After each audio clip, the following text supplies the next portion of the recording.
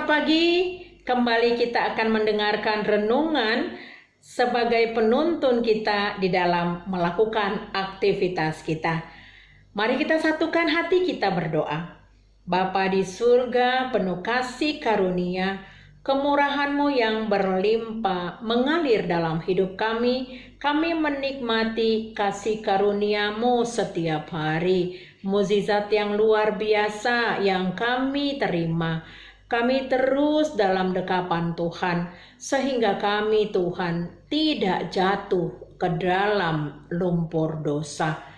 Tuhan yang baik, kiranya menolong kami, kiranya firman Tuhan hari ini memberikan kekuatan baru kepada kami. Roh Kudus menolong kami. Amin. Firman Tuhan sebagai renungan kita pada pagi hari ini diambil dari kitab 1 Yohanes 1 ayat 9. Jika kita mengaku dosa kita, maka Ia adalah setia dan adil, sehingga Ia akan mengampuni segala dosa kita dan menyucikan kita dari segala kejahatan kita. Demikian firman Tuhan. Bapak Ibu jemaat yang dikasihi Tuhan Yesus Kristus.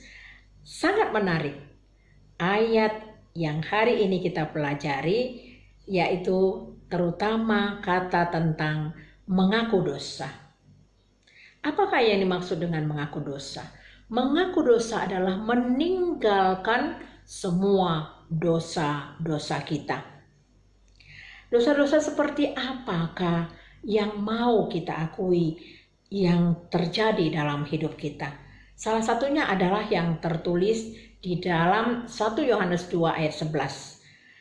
Dikatakan, tetapi barang siapa membenci saudaranya, ia berada di dalam kegelapan dan hidup di dalam kegelapan. Ia tidak tahu kemana ia pergi karena kegelapan itu telah membutakan matanya. Saudaraku, poinnya adalah yang pertama, membenci saudara kita.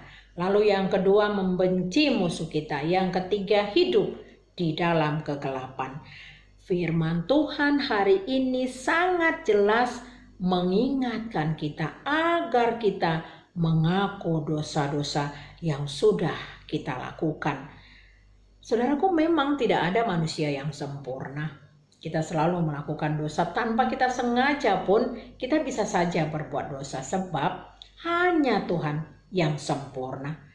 Mungkin saat ini kita sedang mengalami akar kepahitan, bisa saja antar pasangan kita. Suami yang mengalami akar kepahitan dengan istrinya atau sebaliknya istri mengalami akar kepahitan terhadap suaminya. Demikian juga antara orang tua dengan anak, ataupun anak yang mengalami akar kepahitan dengan orang tuanya. Demikian juga antara saudara dengan saudaranya. Ada akar kepahitan. Dan bisa saja akar kepahitan itu terjadi kepada sahabat, teman, saudara, tetangga, ataupun rekan-rekan kita.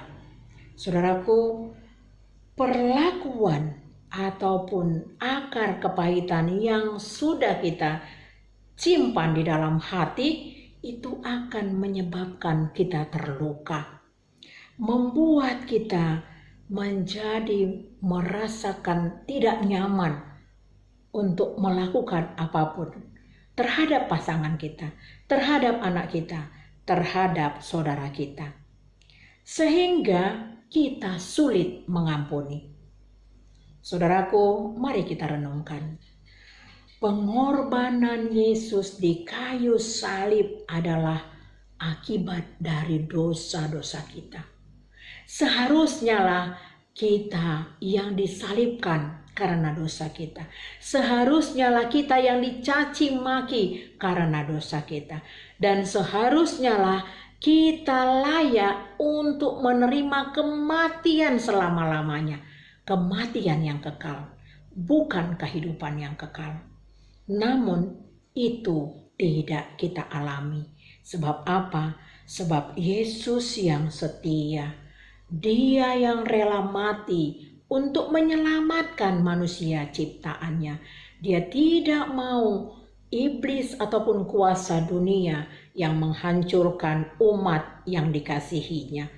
Saudaraku, Yesus adalah setia yang mengampuni dosa kita. Oleh karena itu, mari kita buka hati kita untuk mengampuni seperti Yesus yang sudah mengampuni kita. Mari kita melupakan semua hal-hal yang menyakitkan di dalam hidup kita. Cabut semua akar kepahitan yang ada di dalam hati kita, agar hati kita dipenuhi oleh Roh Kudus dan hidup kita berkenan di hadapan Tuhan. Matius 22 ayat 37 sampai 40 yang intinya mengatakan, kasihilah sesamamu manusia seperti dirimu sendiri. Kalau engkau mau mengasihi dirimu sendiri, maka engkau harus mengasihi siapa saja. Tidak peduli itu musuhmu atau saudaramu, maka engkau harus mengasihi. Engkau tidak boleh menyimpan akar kepahitan, namun harus mengampuni. Tuhan meminta kita agar mengampuni tidak terbatas. Jauhi segala dosa, jauhi kejahatan, agar hidup kita berkenan di hadapan Tuhan. Tetap kita jaga kerukunan, tetaplah mengasihi, tetaplah mengampuni. Saudaraku, orang yang mau mengakui dosanya dan memohon pengampunan dan penyucian dari Allah melalui Kristus, ada dua hal yang dihasilkan olehnya. Yang pertama adalah pengampunan dosa diterimanya, dan yang kedua mengalami pendamaian dengan Allah. Sungguh hal inilah yang sebenarnya kita nantikan di dalam kehidupan kita. Sebab dunia sudah tercemar oleh dosa. Karena itu selama kita hidup di dunia ini, kecenderungan kita untuk membuat atau berbuat dosa akan tetap ada sekalipun kita telah percaya kepada Kristus. Kita sering kali malu untuk mengakui dosa kita di hadapan Tuhan dan di hadapan sesama. Hari ini firman Tuhan mengajarkan kepada kita, sekecil apapun dosa dan kejahatan yang kita lakukan, sebaiknya diakui di hadapan Tuhan. Dan jangan pernah berdalih, karena Tuhan tidak mungkin bisa dibohongi. Sebab ketika kita mengaku dosa kita, Tuhan adalah setia dan adil, akan mengampuni dosa kita dan menyucikan kita dari kejahatan. Saudaraku, hidup melawan dosa tentu saja tidak mudah. Oleh karena itu, kita perlu tuntunan Roh Kudus agar kita tetap berjalan di jalan Tuhan. Mari saudaraku, hiduplah di dalam kebenaran Tuhan dan teruslah mengampuni. Amin. Terima kasih ya Bapa, kami sudah merasakan hadirat-Mu, bahwa hidup kami ciptaan baru harus terus mengampuni, agar tidak ada lagi peluang bagi kuasa-kuasa dunia untuk berada di dalam hati kami. Kami cabut semua akar kepahitan ya Bapa, kami gantikan dengan penuh kasih yang dari Tuhan, sehingga hidup kami penuh dengan sukacita dan dipenuhi dengan damai sejahtera.